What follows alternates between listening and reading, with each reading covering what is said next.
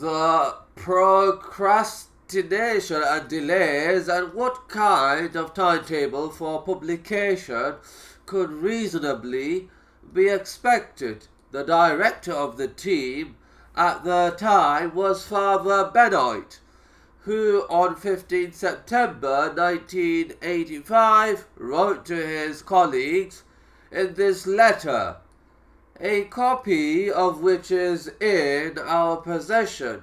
He reminded them of Morton Smith's call for immediate publication of photographs.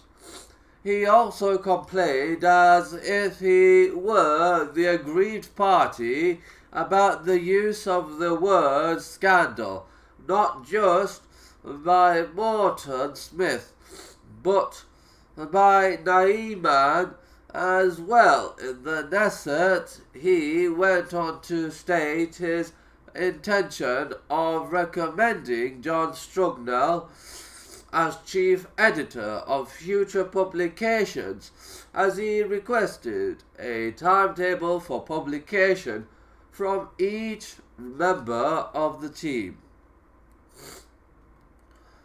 Compliance with Father Benoit's request was dilatory and patchy.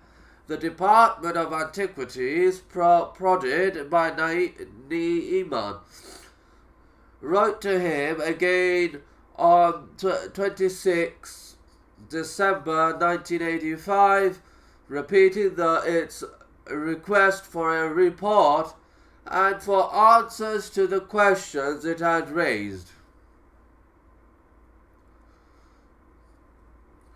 One cannot be sure whether Benoit based his reply on reliable information received from his colleagues or whether he was simply improvising in order to buy time. But he wrote to the Department of Antiquities promising definitively that everything in the international team's possession would be published within 7 years, that is, by 1993. This timetable was submitted in writing as a binding undertaking, but of course no one took it seriously, and in personal conversation with us, Naiman stated he had heard on the grapevine that the timetable was generally regarded as a joke. It has certainly proved to be so. There is no prospect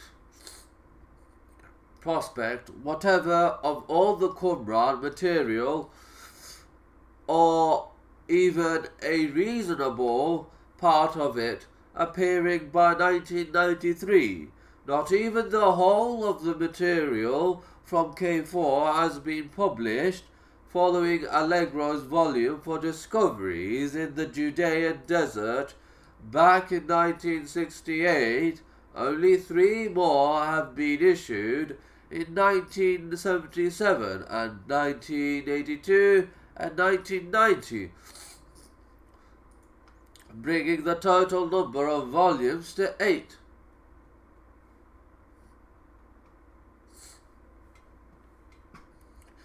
Nonetheless, the intensifying pressure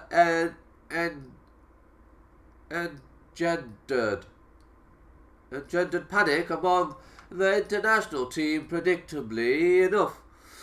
A search began from a scapegoat who had brought the Israeli government into the affair, who had briefed Naiman and enabled him to raise the issue in the Knesset.